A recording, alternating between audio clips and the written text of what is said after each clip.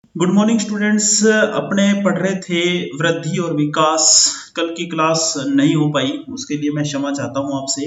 लेकिन आज अपने स्टार्ट करते हैं रीट के लिए, जो हम साइकोलॉजी की क्लास पढ़ रहे हैं यहाँ पर। और हमारा टॉपिक चल रहा है वृद्धि और विकास। बाल विकास के तहत हम वृद्धि और विकास पढ़ रहे हैं। मैं आपको वापस याद दिला दूं कि हम लोग रीट एग्जाम की तैयारी के लिए इस क्लास में डेली साइकोलॉजी पढ़ते हैं। डेली साइकोलॉजी साइकोलॉजी यानी कि मनोविज्ञान हम यहाँ पर डेली की क्लास में जान रहे हैं। तो आज की इस क्लास में ये हमारी आज की तीसरी क्लास है। इससे पहले अपने 2 क्लास पढ़ चुके हैं। इस तीसरी क्लास में आज हमारा जो टॉपिक है वो है वृद्धि और विकास का अर्थ, कि क्या होती है वृद्धि, जिसे अभिवृद्धि भी कहा जा सकता है। वृद्धि जिसे हम अभिवृद्धि भी कहते हैं, अभिवृद्धि। और दूसरी चीज हम आज इसी के साथ पढ़ेंगे विकास को भी। तो अभिवृद्धि और विकास, इन दोनों में क्या फर्क है। जैसे कि पीछे की क्लासों में हमने जाना था कि बाल विकास और बाल मनोविज्ञान में क्या अंतर है, वैसे ही आज हम यहाँ पर जानेंगे कि बाल मनोविज्ञान और बाल विकास की तरह ही यहाँ पर वृद्धि और विकास में क्या फर्क है, इसको आज हम देखने वाले हैं। तो दोस्तों, पहले तो मैं आपको ये बता दूं कि आज हम जिसकी बात कर रहे हैं वो है concept of growth and development. English में हम यहाँ पर बात करें तो हम आज बात कर रहे हैं concept of growth and development.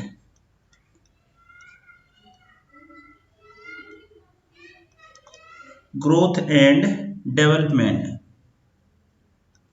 ठीक है। ग्रोथ एंड डेवलपमेंट, ग्रोथ यानी कि अभिवृद्धि और डेवलपमेंट यानी कि विकास, इन दोनों के बारे में आज अपने यहाँ पर जानने वाले हैं। तो सबसे पहले इधर अगर हम बात करें कि अभिवृद्धि क्या होती है, फिर हम जानेंगे विकास क्या होता है।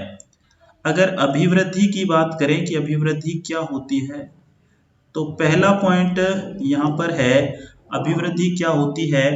तो अभिवृद्धि सोरेनसन के अनुसार कि शरीर के अंगों के भार और आकार में वृद्धि, या हम ये कह सकते हैं यदि आपके भार में वृद्धि हो रही है या आपके आकार में वृद्धि हो रही है, बढ़ोतरी हो रही है, या आपके अंगों में परिवर्तन आ रहा है, तो ये जो है अभिवृद्धि कहलाएगा।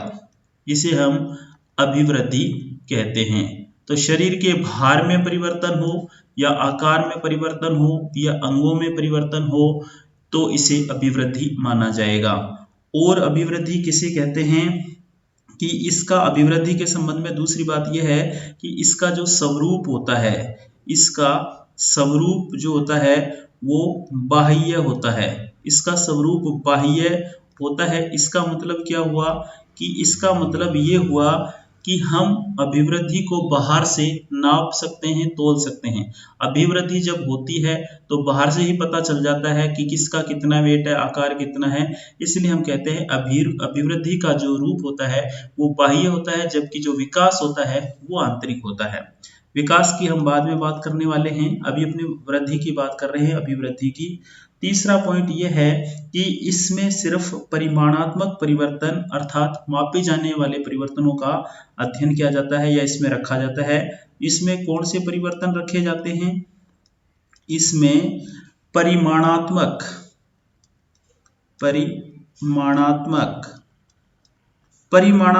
परिवर्तन किसे कहा जाता है? परिमाणात्मक का मतलब होता है मात्रात्मक, अर्थात ऐसे परिवर्तन जिनकी मात्रा होती है, अर्थात जिन्हें नापा जा सकता है। परिमाणात्मक परिवर्तन उन्हें भी कहा जाता है जिन्हें नापा जा सकता है, नापा जा सकता है। ऐसे परिवर्तनों को परिमाणात्मक परिवर्तन कहते हैं। और आगे बात करें फोर्थ पॉइंट की, तो और इसमें क्या होता है कि इसमें ये कहा जाता है कि अभिवृद्धि जो है वो जीवन पर्यंत नहीं चलती। अभिवृद्धि जीवन पर्यंत नहीं चलती। जीवन पर्यंत नहीं चलती इसका मतलब ये एक निश्चित आयु तक ही होती है। जीवन पर्यंत नहीं चलती, जीवन पर्यंत एक निश्चित आयु का मतलब किशोरावस्था तक। किशोरावस्था जो है वहां तक अभिवृद्धि होती है, किशोरावस्था के बाद अभिवृद्धि नहीं होती है। या आप ये मान लो कि लगभग 20 वर्षों तक जो है अभिवृद्धि होती है बालक के अंदर, अर्थात 20 वर्षों तक उसके भार, आकार और अंगों में परिवर्तन होता है और अभिवृद्धि का स्वरूप बाह्य होता है। इसमें परिमाणात्मक परिवर्तन होते हैं, अर्थात जो मात्रात्मक परिवर्तन होते हैं वो होते हैं, और परिमाणात्मक परिवर्तन किसे कहा जाता है, जिनको नापा जा सकता है। और यह अभिवृद्धि जो होती है जीवन पर्यंत नहीं चलती है, किशोरावस्था अर्थात 20 वर्ष तक की अवस्था तक अभिवृद्धि होती है। और अगर हम ये देखें कि अभिवृद्धि की गति कौन सी अवस्था में ज्यादा रहती है, तो शेषवावस्था में इसकी गति जो होती है वो तीव्र होती है। शेषवावस्था में इसकी गति जो होती है वो तीव्र होती है, गति तीव्र होती है। और शेषवावस्था होती कौन सी है, जन्म से लेकर 3 साल, जन्म से लेकर 3 वर्ष का जो समय होता है वो शेषवावस्था है। शेषवावस्था में इसकी गति तीव्र होती है, लेकिन जैसे ही ये बाल्यावस्था में बालक पहुंचता है तो इसकी गति वापस क्या हो जाती है, इसकी गति धीमी पड़ जाती है। किसकी, अभिवृद्धि की।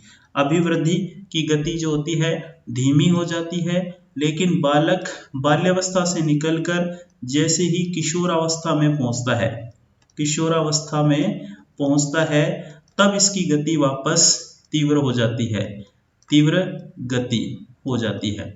तो यहाँ पर हमने अभिवृद्धि के संबंध में कुछ बातें जानी कि अभिवृद्धि किसे कहते हैं, शरीर के भार, आकार और अंगों में परिवर्तन को। दूसरा, अभिवृद्धि का स्वरूप क्या होता है, बाह्य होता है, अर्थात बाहर से पता चलता है कि इसमें अभिवृद्धि हुई है।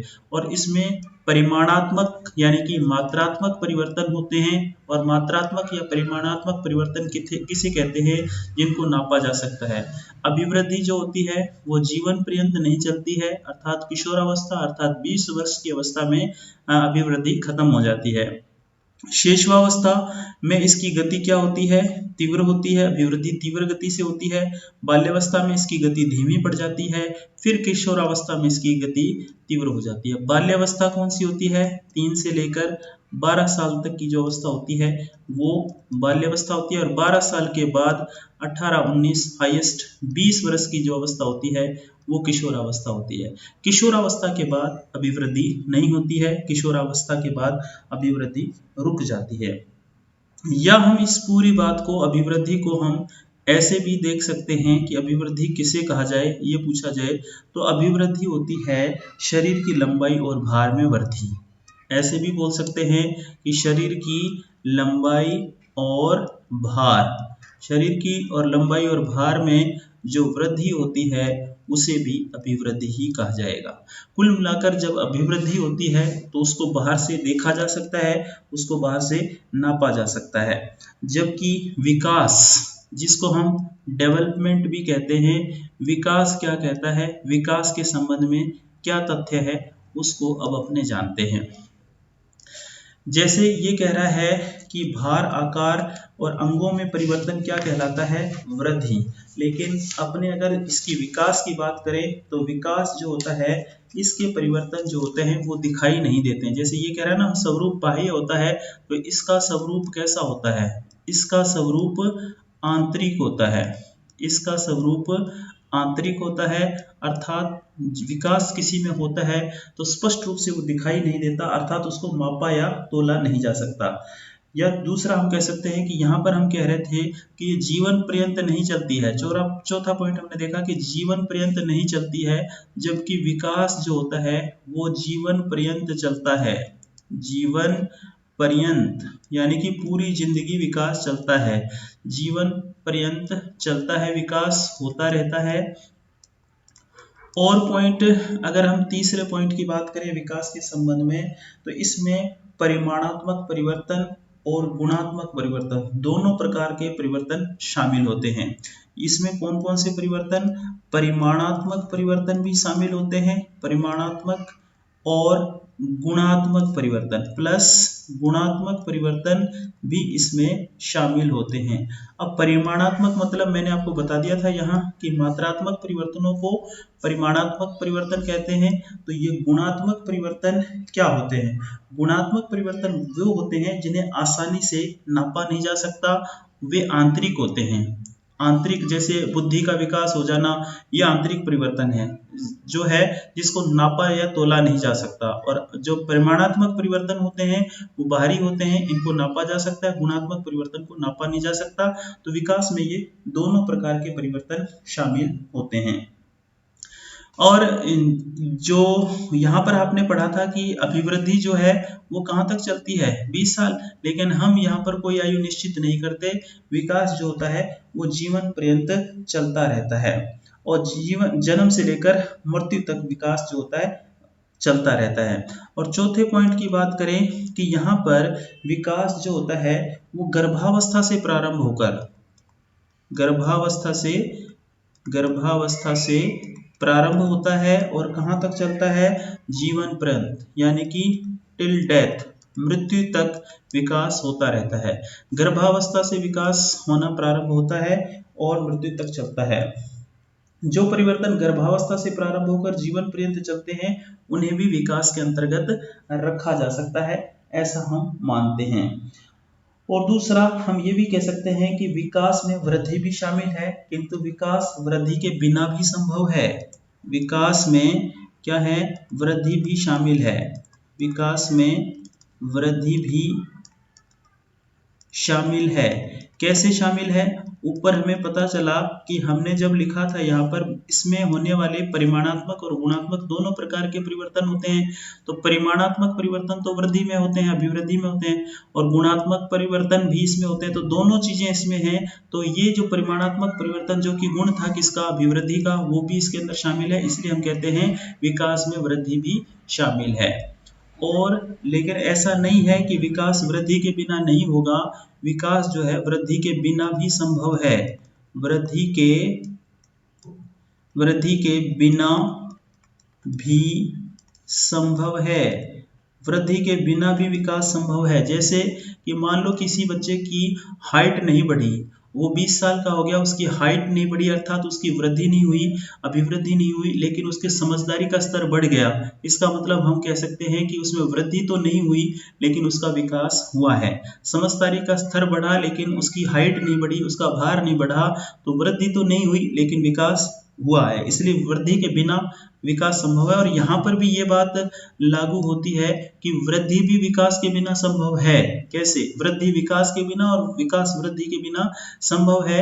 कि मान लो कि किसी बच्चे की लंबाई बढ़ गई, भार बढ़ गया 20 साल तक, लेकिन उसमें बुद्धि का पूर्ण रूप से विकास नहीं हुआ। तो वृद्धि तो हुई लेकिन विकास नहीं हुआ। तो हम ऐसे कह सकते हैं कि वृद्धि विकास के बिना और विकास वृद्धि के बिना संभव होता है। और सातवां पॉइंट ये होता है, क्योंकि विकास क्या होता है? आंतरिक होता है, इसलिए इसका सीधा मापन संभव नहीं है। सीधा मापन संभव नहीं होता। सीधा मापन संभव नहीं है। विकास का सीधा मापन संभव नहीं होता, क्योंकि विकास तो कैसा होता है? आंतरिक होता है। हाँ, पर इसको मापन किया जा सकता है लेकिन सीधा मापन नहीं किया जा सकता, जैसे अभिवृद्धि का करते हैं। अभिवृद्धि तो अपने फीता लेके नाप सकते हैं कि इसकी हाइट इतनी है, इसका वेट इतना है, सीधा मापन है। जबकि विकास का जो है सीधा मापन नहीं किया जा सकता। तो ये वृद्धि और विकास में अंतर होता है। ग्रोथ एंड डेवलपमेंट में ये अंतर होता है। इसको आप फटाफट से देखिए, फिर हम आगे बढ़ते हैं। छोटा सा एक कॉन्सेप्ट था वृद्धि और विकास का। इसके बाद हम आगे पढ़ेंगे वृद्धि और विकास से संबंधित जो है क्वेश्चन क्या है। वृद्धि और विकास की अभिधारणा जो अभी हमने पढ़ी, इससे रिलेटेड क्या क्वेश्चन हैं उनके क्वेश्चन देखेंगे और वृद्धि और विकास के कुछ सिद्धांतों को जानेंगे अगली क्लास में।